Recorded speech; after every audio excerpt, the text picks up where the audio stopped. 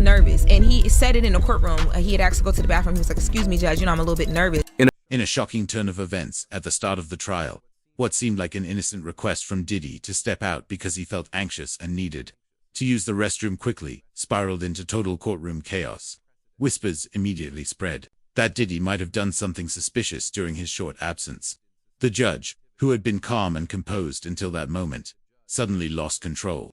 He lashed out at both legal teams, slammed his gavel, and ordered a full review of on-site security protocols. What really happened? How did such a small request shake the very foundation of this trial? Was it simply a sign of personal distress, or did it crack open a hidden system of abuse and power that had been buried for years?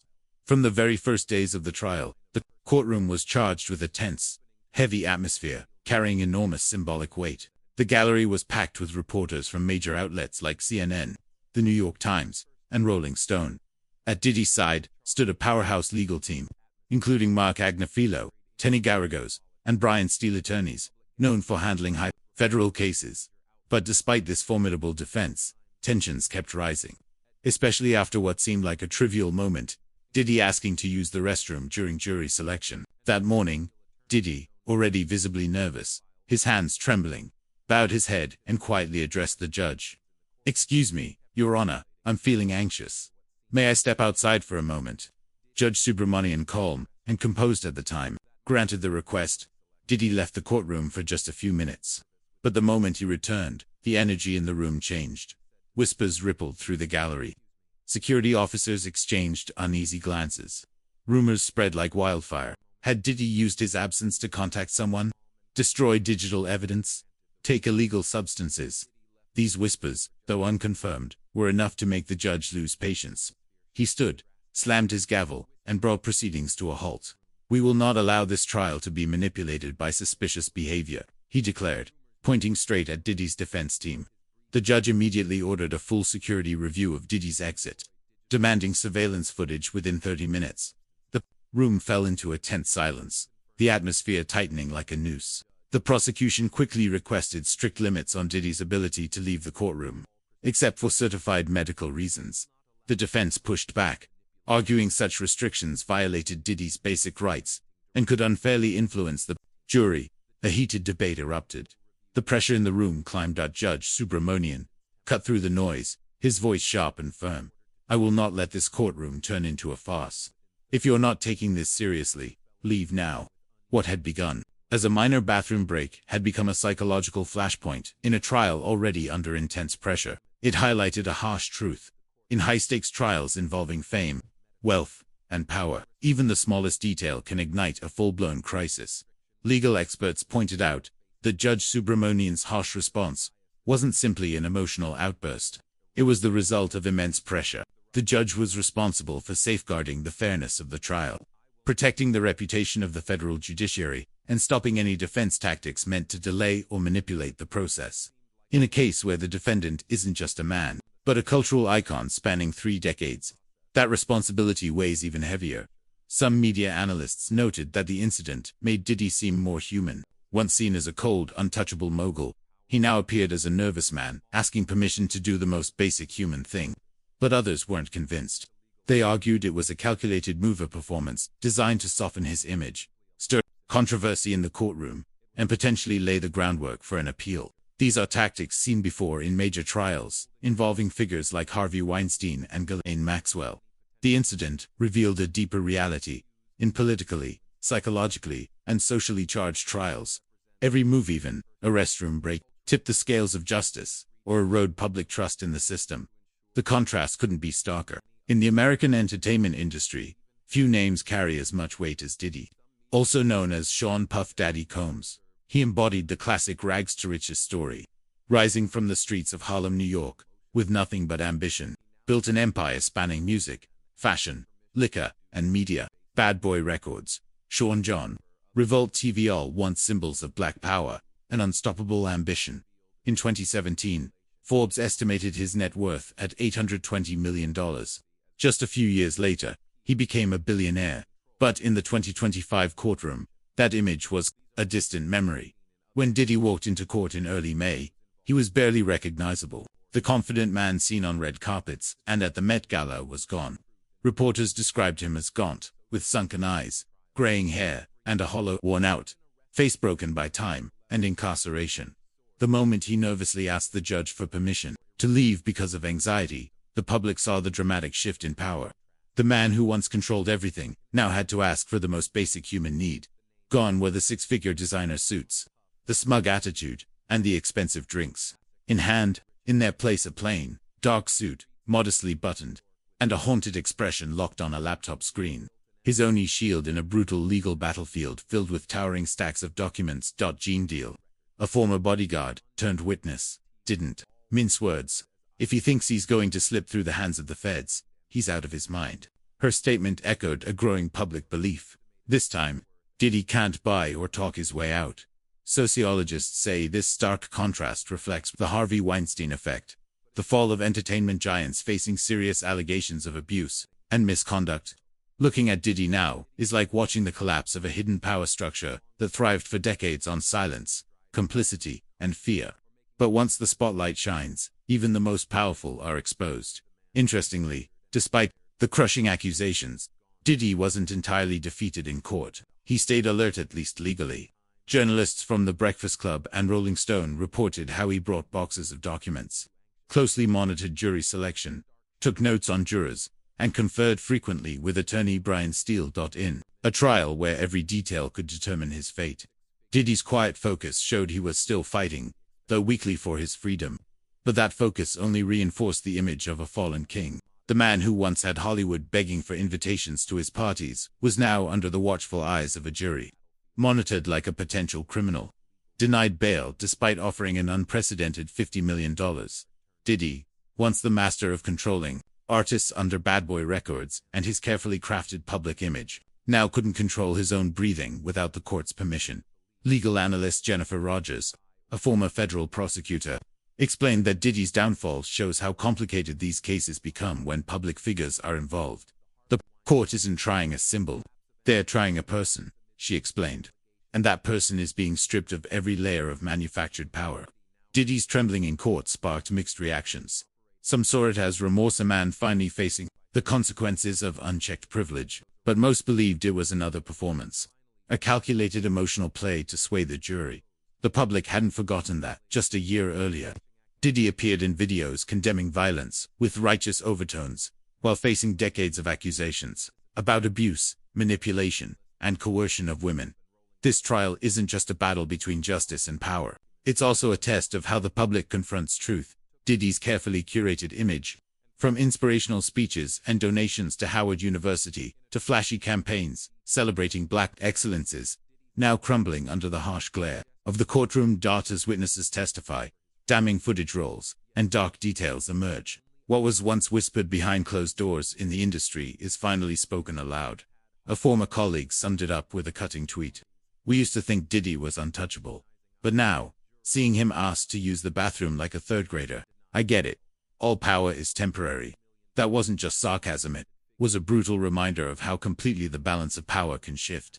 From the heights of pop culture to the edge of a federal prison, the trial's tension isn't just about the serious charges. It's been made worse by constant procedural disruptions, especially during jury selection, a stage usually considered routine.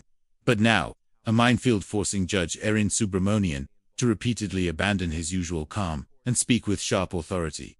One disruption after another has pushed this trial and the judge to the edge. The courtroom tension reached a boiling point. The first shock came when, during the personal background portion of jury selection, a potential juror casually revealed they currently worked at the Metropolitan Detention Center (MDC) in Brooklyn, the very facility where Diddy has been held since September 2024. The fact that a prison employee made it into the jury pool wasn't just surprising. It raised serious questions within legal circles about the thoroughness of the background checks for this high-stakes trial. Judge Subramanian lost his composure almost immediately. According to reporters present, he slammed his file onto the bench and snapped, "How could this happen? This is not a routine civil suit. This is a federal criminal trial with charges that could send the defendant to prison for life." And both sides allowed someone with direct ties to the defendant to slip through screening. His fury was directed at both the defense and prosecution. The judge immediately paused the proceedings and ordered the review team to recheck the entire list of juror candidates. before the tension could even settle. A second incident exploded in the courtroom. Another prospective juror, when asked about their media exposure to the case, admitted they had seen the now infamous 2016 surveillance video showing Diddy assaulting Cassie Ventura in a hotel hallway. The video, released by CNN in May 2024, had triggered a media firestorm and was widely regarded as undeniable visual evidence of violent behavior. Even though the candidate insisted they could remain impartial, simply having viewed the footage was enough to disqualify them. For Judge Subramanian, that was the final straw. One person works at the defendant's detention facility. Another has seen a video that shocked the entire nation. These are two serious breaches. I do not want a third, he declared sternly. His tone was a far cry from the calm professionalism expected of a federal judge. He summoned both legal teams to a private chamber for a mandatory discussion, then returned with a visibly stern demeanor. His warning was clear. If either side allows another error in the jury selection process, I will not hesitate to impose sanctions. Enough is enough. According to legal experts, Judge Subramanian's anger was entirely justified. In high-profile cases, the jury is the beating heart of the justice process. A biased juror, or someone with prior exposure to critical information, can derail the entire verdict. The U.S. legal system places immense emphasis on juror impartiality, especially in celebrity trials, where public opinion can subconsciously influence even well-meaning citizens. Allowing individuals like these two slip through preliminary screening was considered an unacceptable oversight by both sides, one that pushed an experienced judge like Subramanian to his breaking point. Selecting a jury for Diddy's trial was never going to be easy. His fame and notoriety made it nearly impossible to find individuals unfamiliar with the case.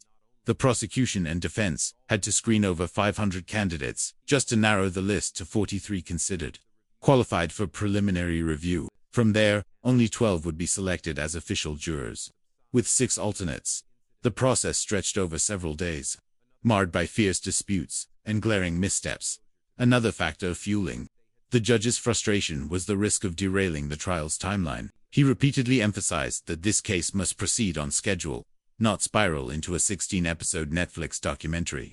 The original plan was for the trial to run 8 to 10 weeks, with full-day sessions from 9:30 a.m. to 5 p.m. Failures in jury selection risked scrapping that schedule and forcing a restart, an almost unthinkable delay in a case of national magnitude. Criminal justice analyst Andrew Cohen explained, "What's happening in this courtroom is a textbook example of the enormous pressure federal judges face in high-profile trials.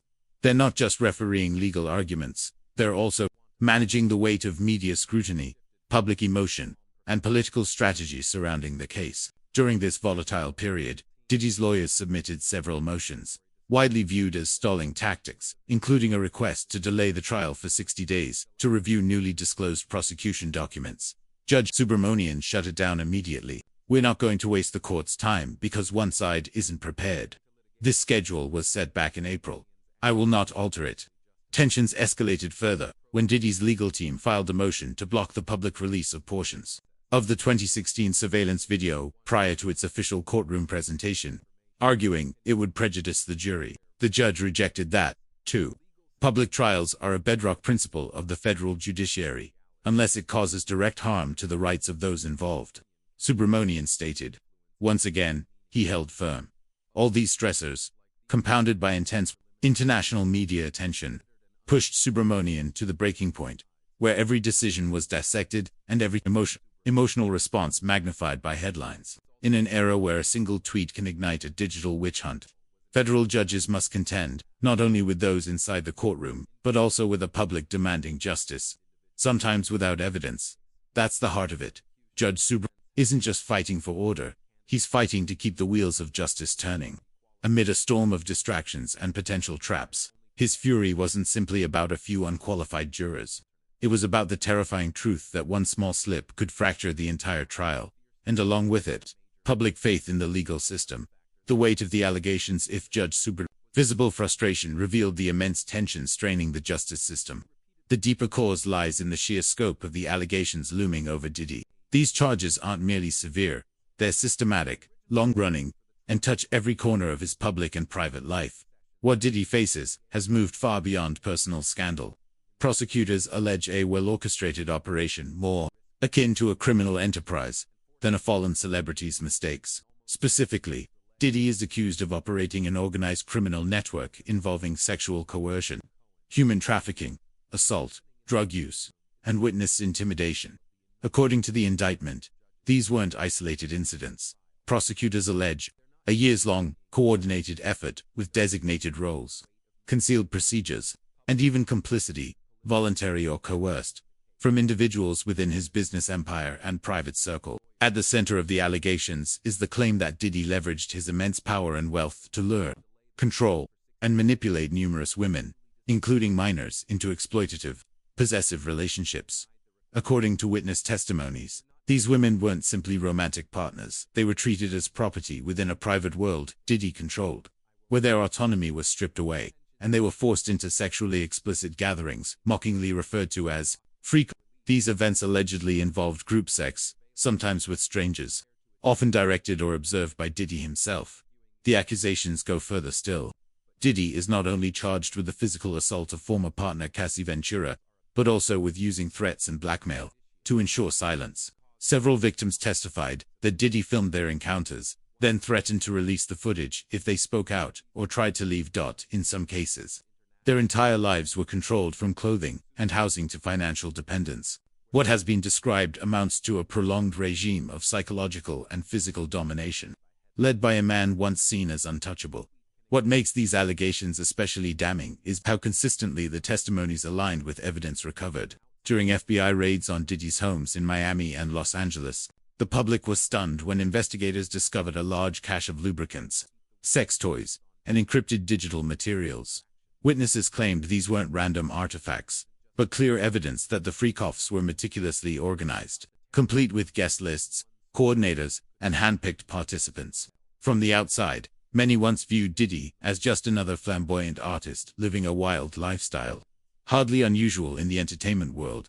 But the trial has revealed a radically different portrait, not eccentricity, but a corrupted power structure that distorted morality and law, shielded by celebrity status and fear. Psychologically, a toxic mix of love, fear, financial dependence, and societal pressure kept many victims silent for years. Some testified they believed no one would believe them, that coming forward would destroy their careers. It was that silence, something Diddy is accused of exploiting, that allowed the alleged system to persist for so long. Despite years of rumors and private warnings within the industry, now, with everything being laid bare in open court, the question isn't just whether Diddy is guilty, it's how he operated unchecked for so long. This trial has become more than the prosecution of one man. It's a reckoning for the entertainment industry, a system where power and fame can, for years, serve as armor against accountability. From a legal standpoint, Diddy faces decades-long sentences, or even life in prison, if convicted on the most serious counts. But what's unfolding is more than a verdict. It's the unmasking of a cultural ecosystem that shielded him for years. The Cassie incident, and the defining video. If there was one moment that forced the world to see Diddy in a completely different light, it was the release of surveillance footage from the Intercontinental Hotel in Los Angeles. The grainy video captured the undeniable: a large man, wearing only a towel, chasing his ex-girlfriend, Cassie Ventura, down a hotel hallway, then violently attacking her. He grabbed her hair, shoved her to the ground, kicked her while she lay defenseless, and hurled what appeared to be a vase as she tried to flee. The video had no sound, but the brutal truth needed no narration. Just a few seconds of footage unraveled more than 30 years of carefully curated public image. Once hailed as a symbol of black success and an advocate for empowerment, Diddy was now exposed as a man out of control, treating his former partner as property. The most disturbing detail: the incident happened in 2016, nearly a decade before the footage surfaced. The video, released in mid-2024, emerged just as a wave of allegations against Diddy reached its peak. Cassie had been the first to file a lawsuit in late 2023, accusing him of physical, psychological, and sexual abuse, spanning more than a decade. The case sparked controversy when it was withdrawn within a day, with both parties stating they had reached a private settlement. Many suspected a legal maneuver to avoid public fallout. But the video changed everything. During the trial, Cassie took the stand as a key witness. For the first time, she described their relationship as a prolonged psychological prison. She testified about years of physical abuse and control, from her clothing and movements to career decisions. The beatings, the verbal tirades, the forced participation in sex parties with strangers, all hidden beneath the polished veneer of an artist's romance. She recounted the hotel incident in harrowing detail. After a heated argument, Diddy dragged her out of the room and attacked her in the hallway. In full view of others, she tried to escape, but he pulled her down and kicked her in the stomach and chest. When she finally got up, he threw a vase at her. "I thought I was going to die there," she testified, her voice trembling. The courtroom fell silent, broken only by muffled sobs from the gallery. What made her testimony so powerful was how perfectly it aligned with the footage. For the prosecution, it was undeniable proof. For the jury, it turned the case from he said, she said, into verified, documented abuse. Diddy's response was a somber public apology, posted on social media days after the video went viral. Wearing a hoodie, staring directly into the camera, he stated, "I apologize for what happened. My behavior was inexcusable." But for many, the apology came too late. The damage was done. The image shattered. Here's a clean, clear, and emotionally gripping rewrite of your script, keeping the same length, tone, and meaning, with improved flow and grammar for a polished, impactful delivery. That video was inexcusable. I've sought therapy, and I'm working to become a better man. But the apology rang hollow. Too late, too polished. It felt more like a PR move than genuine remorse. This, from a man who had once denied all allegations and dismissed his accusers as fame-hungry liars. Famous allies of Diddy began falling silent, or worse, distancing themselves completely. Artists who once collaborated with him stopped mentioning his name. Media outlets quietly edited old interviews to remove references. Radio stations, music distributors, even universities that accepted his donations, all severed ties. It was a rare moment of total industry excommunication, in a world where celebrity reputations are often fiercely protected. But even more significantly, Cassie's testimony opened the floodgates. Other women came forward with similar stories. Not identical, but eerily familiar. Control, threats, isolation, prolonged fear. One woman described it as living in a gilded prison, a place that seemed beautiful, but only if she obeyed. It was Diddy, she said, who built that prison and enforced its rules. Together, these accounts painted a damning portrait of Diddy's behavior and the hallway video. That was the final puzzle piece, the one that locked the entire case into place. Legal experts called it defining evidence, a short clip capable of reshaping public perception and convincing a jury beyond doubt. Words can be debated, but the fear in Cassie's eyes, Diddy's rage, and the brutal violence on display left no room for interpretation. But this case was never just about two people. It struck a nerve far deeper. It became a symbol, exposing the long silence in entertainment. A world where women were expected to endure abuse to protect their careers, where power blurred the lines between love and possession, affection and criminality. In that context, Cassie, once a little-known singer under Diddy's wing, emerged as the key witness, the woman who exposed the darkness of a system he had long controlled. For prosecutors, the video was more than evidence. It was a message. No one can hide the truth forever. And for the jury, a reminder, this isn't about a celebrity. It's about a man, and what he did to others in the shadows of silence and fear. 6 witness testimonies, and the disturbing truth about the freakoffs of the most shocking revelations from the investigation centered around so-called a term used repeatedly by witnesses to describe bizarre, sexually exploitative parties, allegedly orchestrated and controlled by Diddy. These freakoffs weren't just moral failures. According to multiple accounts, they were part of a calculated system of psychological and sexual control, repeated for over a decade. Cassie Ventura was the first to publicly introduce the term in her courtroom testimony. She revealed that the freakoffs began when she was just 22 years old. Romantically involved with Diddy. First, they were disguised as private, intimate gatherings, but they quickly turned disturbing. Cassie was pressured to engage in non-consensual sexual acts with strangers, often male escorts hired by Diddy. She described how these events occurred weekly, lasting for hours, sometimes days. She was often forced to use drugs or stimulants, just to detach from her own body, as a form of psychological self-protection. Those hired to participate weren't anonymous. Daniel Phillip, a male escort called to testify by prosecutors, admitted he was one of the individuals brought into these events. He testified that he was recruited through a third party and paid thousands of dollars to engage with Cassie, all under Diddy's direct supervision. Diddy wasn't just present. He gave instructions. Sometimes, he recorded the encounters. Philip recalled moments when Cassie appeared clearly unwilling, mentally distressed. In one incident, Diddy threw a liquor bottle at her, following an argument only to pull her into a bedroom moments later, as if nothing had happened. She never said, "I want to," Philip told the court. It was always, "I have to." That haunted me for years. Other witnesses, including former security guards, drivers, and personal assistants, painted an even more chilling portrait. Some testified they were tasked with logistical roles for the freak-offs, booking luxury hotels, securing the perimeter, preparing food and liquor, confiscating phones and recording devices. One anonymous female staffer said she was fired on the spot for merely asking Cassie if she was okay after an especially intense event. Cassie testified that Diddy controlled every part of her environment, housing her near his properties in New York and Los Angeles, monitoring her through surveillance, dictating her personal contacts, friendships, even cosmetic choices.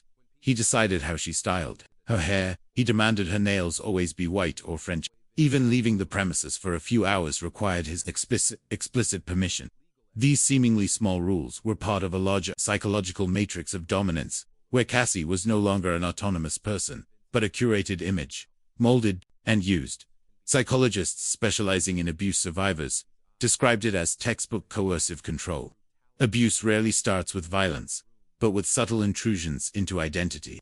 Once that's eroded, the victim becomes deeply vulnerable. Witness accounts portrayed Diddy as someone who understood that and exploited it with chilling precision. It's important to note, not everyone saw the dark side. Some celebrity guests at Diddy's infamous white parties claimed they witnessed nothing unusual, but others described a strict division between outer guests and those invited into the inner room, where the more deviant acts allegedly took place. A witness named Tanya testified that her phone was sealed in a plastic bag upon arrival. She was told bluntly, "Don't ask questions if you don't want to be thrown out immediately." When asked why no one spoke out earlier, many admitted they were terrified, not just of Diddy's wealth and power, but of his entire network of enablers. "If you accuse Diddy, your career is over," said one witness. The silence was systemic, reinforced by celebrity alliances, high-powered lawyers, and the entertainment industry's deep unwillingness to confront its own darkness. These testimonies exposed more than disturbing personal behavior. They hinted at a hidden power structure, an ecosystem where wrongdoing was orchestrated, protected, perpetuated, through collective complicity and willful ignorance. And for the first time, those connections are being dragged into the light, piece by piece, witness by witness. 7. Family and public reaction. High-profile trials don't just entangle the accused, they send emotional shockwaves through everyone connected to them. In Diddy's case, the toll was impossible to miss. Inside the courtroom, scenes of pain, silence, helplessness, from those who once saw him as the embodiment of success.